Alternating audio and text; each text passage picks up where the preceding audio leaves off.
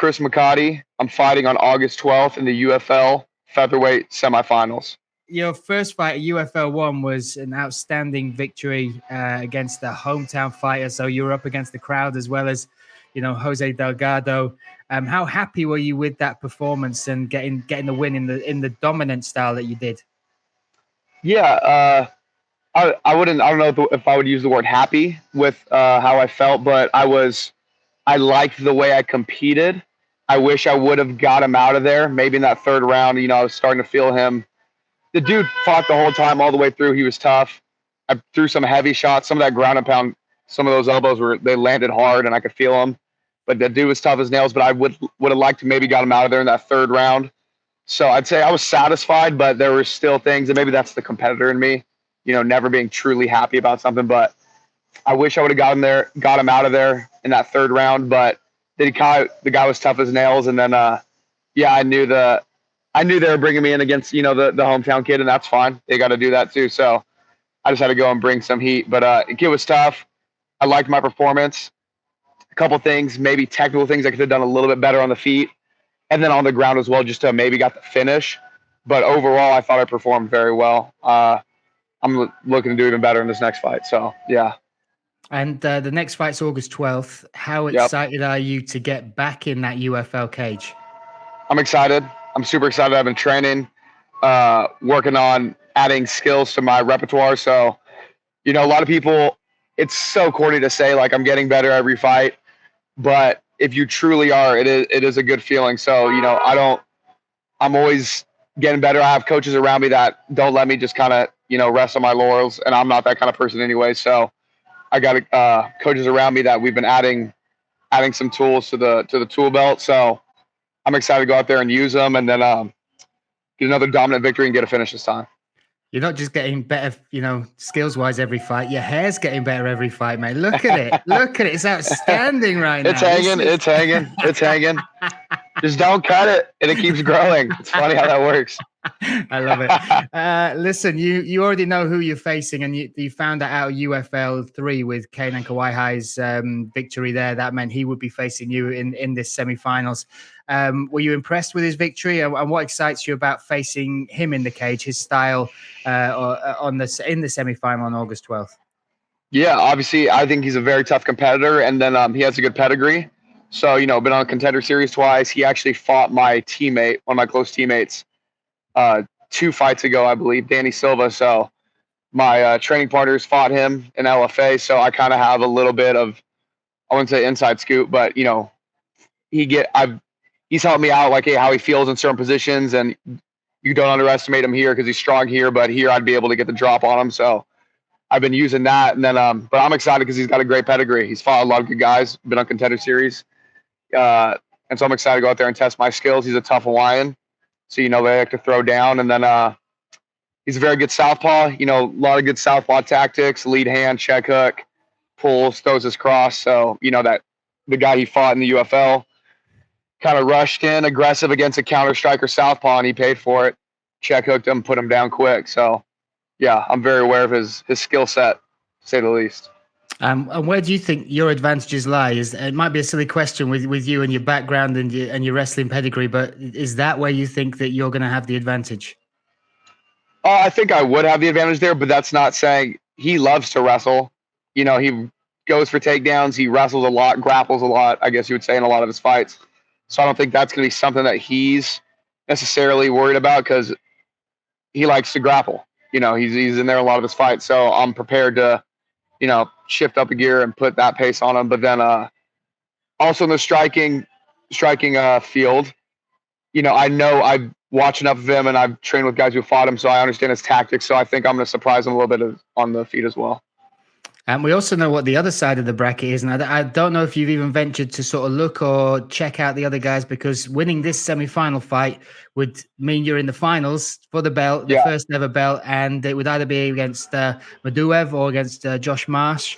Have you looked at the other side of the bracket? And if you have, do you have any sort of preference in who you'd face in that final? Briefly, I've looked over. I just saw they added people to the bracket. And I just looked over and I go, okay, they got this Marsh guy, then they got a Russian guy, so I'm like, all good, And then the way my mind works, just with the way I see things, the just from 20 plus years of competitive, sports, I'm like, you never look ahead. You look ahead, that's the day that you get got. So, to be honest, I'm aware. I looked over just to be like, okay, look who's in the bracket, but nothing past that because who beats who and whatever happens and injuries and blah blah blah. It's happened 1,000 times. So the way my mind operates, it's don't even worry about it. You got to fight a Hawaiian first and go beat him, and then we'll see what happens. That's just how I operate. So. It sounds pretty cool, though, right? A Hawaiian, a Russian, a Dagestani, actually, and and an American, all in the mix. It's a real test. Go. And you got different styles with different countries, right? And different, demeanors in the cage. And does that excite you as well? Ticking that off the box, facing Hawaiian and getting a victory, then a Dagestani. Does that add to this as well? This whole tournament. Yeah, I love that whole thing about that's the fight game in general. You're literally testing your skills against, everybody in the world knows how to fight, literally on every part of planet Earth. People know how to fight. So, you're getting a mix and different styles and different paces and different demeanors, like you said, different philosophies on, trash talk, all that stuff. It's good. It's how I, develop my skills as a fighter, as a competitor, getting a taste of everything. So yeah, I'm excited. I love it. Also, this is the first year for UFL. And it culminates in that December 16th. I know you said that you don't look ahead at the potential opponents, but have you thought about the title, what it would mean to you to be the first ever featherweight champion for the UFL? What would it mean? What would that accolade mean to you, Chris, personally? Yeah, I haven't looked ahead to it, but I have thought because I got a championship belt in my amateur career, won the Spartica Fight League championship, and then but I haven't got a belt yet as a professional. So I'm like, all right, maybe this is that first step of that first chapter of okay, now you got your championship belt, you've kind of climbed the ranks, I guess you could say, and got some gold around your waist to kind of solidify some things and some training and validate it a little bit. Not that you need that for validation, but it is a cool little token of validation to know that you went out there and things have culminated and you did the right things and you kick some ass and then you get a belt. Like, and you're on the right path to keep it up. So I've thought about it. It'd be very cool to add a belt to my professional career. Absolutely. The other side of UFL is the benefits that come with it. So you are now a shareholder in this company. You have a piece of the pie, as it were, at the beginning of this journey.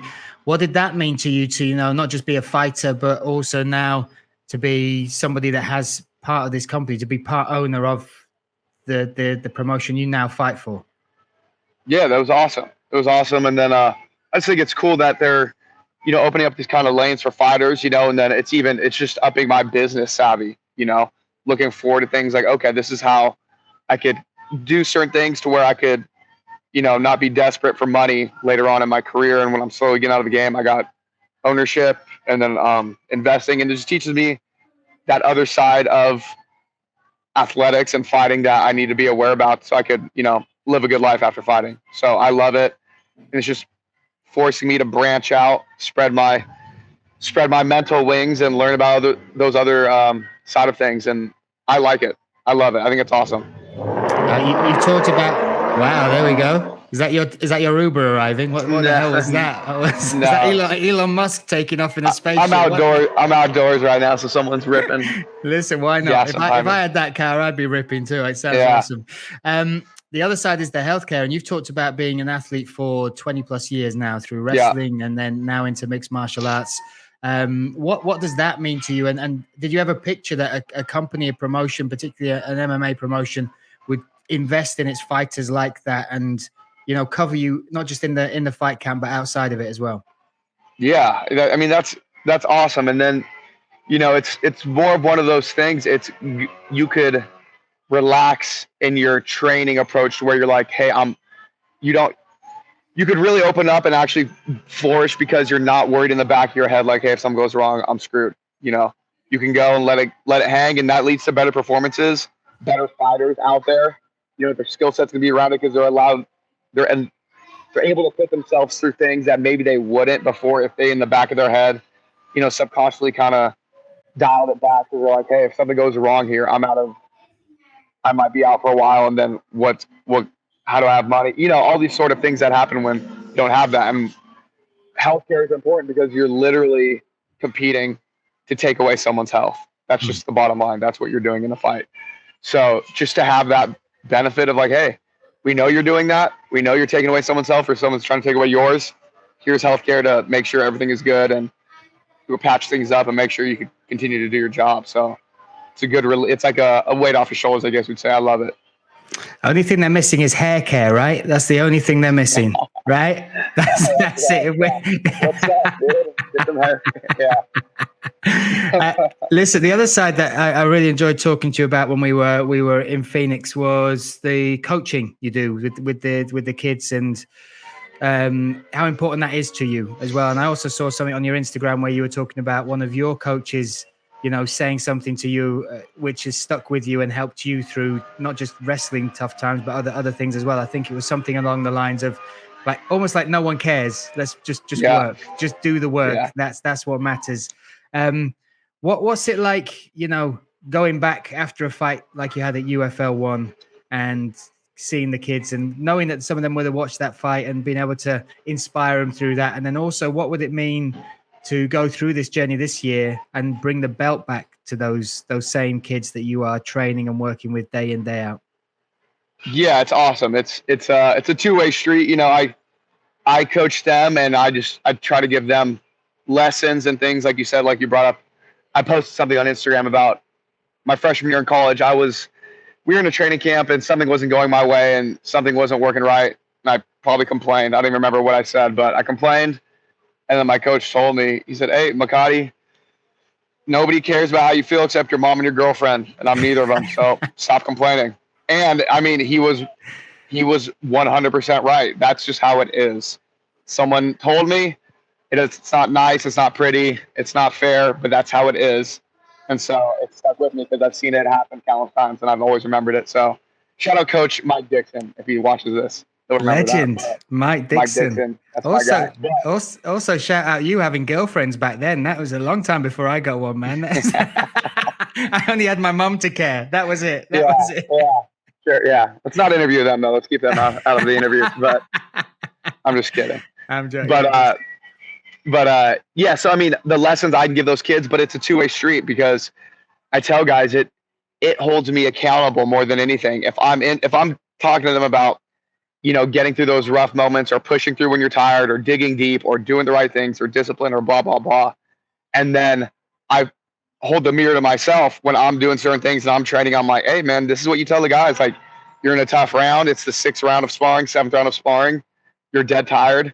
You got a fresh guy. You don't really want to spar, but you know you have to dig deep and overcome some adversity and exhaustion, just like I tell those kids. So it for me works as a great accountability tool because I'm big on, hey, if you're going to don't say it if you're not about it, period. So I'm not big on the talking thing unless you're going to do it, back it up. Don't say anything you're not going to do. So when I tell these guys all these things about accountability and discipline and, you know, the kind of coaching principles, I hold that mirror to myself because I'm like, hey, don't be telling these high school or these, you know, college kids about discipline and pushing through and then you're not doing it. That's ridiculous. You know, I've always despised the coach who's kind of, I don't want to pick on certain coaches, but people who definitely are chirping things at guys and they've never done it, just people in general who saying stuff they've never done, I just don't like. It doesn't sit right with me. It never has. So I don't want to be that coach. So it is a constant accountability mirror for me. And it's cool for them. They like it. You know, their coach fights. So there's other coaches who are, you know, non-competitive or just never done it. And so, you know, it keeps them excited and, you know, they're seeing their coach go out and do what I'm telling them to do. And I think that's exciting. And then I remember when I was competing, my coach, he fought Bellator and, you know, he fought at a lot of these promotions when I was in high school. And then we'd go to watch him fight. And that was the most cool thing in the world, watching my coach fist fight, you know. Not a lot of coaches do that. And especially if you're considering all sports. So, you know, I think it's a cool thing for them. And like I said, it's an accountability thing for me. It keeps me accountable.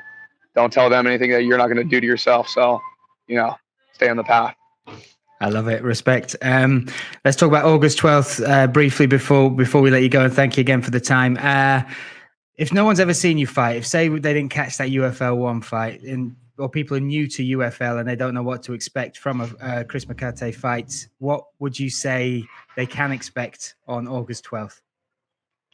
You can expect aggression, some heavy pressure, and then real gritty ground and pound, trying to make it a nasty fight, and then try to test the will of another man. We'll see. We'll get in there and then see who's who in the zoo. So, I like to get after it, and then and it's like I said, the accountability mirror. It's a two-way street. That's how I test myself, really. So it's probably a subconscious thing. That's where I can see what I'm about as well. It's not just going out there and being a bully or something like that. It's like, all right, if you think you're a badass, go out and see what you got too. So, yeah, I'm gonna bring the heat 100% every time, without a doubt. And do you have a prediction for this? How you will get your hand raised?